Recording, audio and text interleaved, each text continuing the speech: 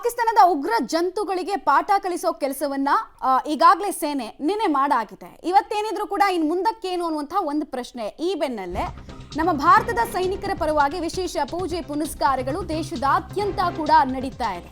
ಹೆಮ್ಮೆಯ ಸೈನಿಕರಿಗೆ ಮುಜರಾಯಿ ದೇಗುಲಗಳಲ್ಲಿ ವಿಶೇಷ ಪೂಜೆಯನ್ನು ಕೂಡ ನಡೆಸಲಾಗ್ತದೆ. ಇನ್ನಷ್ಟು ಸ್ಥೈರ್ಯ, ಇನ್ನಷ್ಟು ಶಕ್ತಿಯನ್ನ ಕೊಡ್ಲಿ ಭಗವಂತ ಅನ್ನೋ ನಿಟ್ಟಿನಲ್ಲಿ ಬೆಂಗಳೂರಿನ ಗವಿಗಂಗಾಧರೇಶ್ವರ, ಬನಶಂಕರಿ, ಕಾಡುಮಲೇಶ್ವರ ಹಾಗೂ ಮಂಡ್ಯದ ನಿಮಿಷಾಂಬ ದೇಗುಲದಲ್ಲಿ ಈ ಪೂಜೆ ಪುನಸ್ಕಾರಗಳು ನಡೀತಾ ಇದೆ ಅನ್ನೋದ್ರ ಮಾಹಿತಿ ಸಿಗ್ತಾ ಇದೆ. ಇನ್ಫ್ಯಾಕ್ಟ್ ಮಂಡ್ಯದಲ್ಲಿ ಸೈನಿಕರ ಕ್ಷೇಮಕ್ಕಾಗಿ ಗಣಪತಿ ಮತ್ತು ಮಹಾಮೃತ್ಯುಂಜಯ ಹೋಮ, ಸಾವನ್ನ ಗೆದ್ದು ಬರುವಂತಹ ಒಂದು ಶಕ್ತಿ ಭಗವಂತ ಕೊಡ್ಲಿ ಅನ್ನೋ ನಿಟ್ಟಿನಲ್ಲಿ ವಿಶೇಷ ಪೂಜೆಗಳು ನಾವು ನೋಡ್ತಾ ಇರ್ತೀವಿ. ಪ್ರತಿ ಸಲ ಕೂಡ ನಮ್ಮ ಭಾರತೀಯ ಜನ ಎಷ್ಟು ಭಾವನಾತ್ಮಕತೆಯನ್ನು ತೋರಿಸ್ತಾರೆ.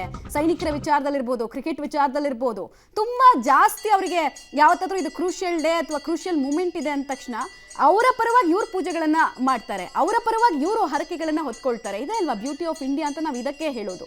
ಮತ್ತೆ ಆಧ್ಯಾತ್ಮಿಕ ಪರಂಪರೆಯ ಬಗ್ಗೆ ಜನರಿಗಿರುವಂತಹ ನಂಬಿಕೆ ನಮಗೆ ಆಗಾಗ ಕಾಣೋದಕ್ಕೆ ಸಿಗ್ತಾರೆ. ಇನ್ಫ್ಯಾಕ್ಟ್ ನಿನ್ನೆ ಮುಜರಾಯಿ ಸಚಿವರೇ ಅನೌನ್ಸ್ ಮಾಡಿಬಿಟ್ರು, ಇಲಾಖೆಯ ವತಿಯಿಂದ ನಾವು ನಾಳೆ ಮುಜರಾಯಿ ಇಲಾಖೆ ವ್ಯಾಪ್ತಿಗೆ ಬರತಕ್ಕಂಥ ಎಲ್ಲಾ ದೇವಸ್ಥಾನಗಳಲ್ಲಿ ಸೈನಿಕರ ನೋಡಿ ಯಾವಾಗ ನಾವು ದೇವರಿಗೆ ಪೂಜೆ ಮಾಡ್ತೀವಿ, ನಮಸ್ಕಾರ ಮಾಡ್ತೀವಿ, ಒಳ್ಳೇದು ಮಾಡಪ್ಪ ಅಂತ ಕೇಳ್ಕೊತೀವಿ.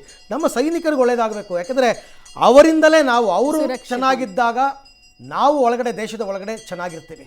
ಸೊ ಹಾಗಾಗಿ ಅವರಿಗೆ ಒಳ್ಳೇದು ಕೊಡು, ಮತ್ತಷ್ಟು ಶಕ್ತಿಯನ್ನು ತುಂಬು, ಅವ್ರಿಗೆ ಎಲ್ಲ ರೀತಿಯಲ್ಲೂ ಅನುಕೂಲಗಳಾಗಲಿ ಅನ್ನೋ ಕಾರಣಕ್ಕೋಸ್ಕರ ದೇಶದ ಹಲವಾರು ರಾಜ್ಯದ ಹಲವಾರು ದೇವಸ್ಥಾನಗಳಲ್ಲಿ, ಮುಜರಾಯಿ ಇಲಾಖೆಯ ದೇವಸ್ಥಾನದಲ್ಲಿ ಸೈನಿಕರ ಹೆಸರಲ್ಲಿ ಸಂಕಲ್ಪ ಮಾಡಿ, ಸೈನಿಕರ ಹೆಸರಿನಲ್ಲೇ ಅರ್ಚನೆಯನ್ನು ಮಾಡಿ ಅವರಿಗೆ ನಾವು ಶುಭವನ್ನು ಕೋರ್ತಕ್ಕಂಥದ್ದು ಸೇನೆಯ ಶಕ್ತಿ ಅದು.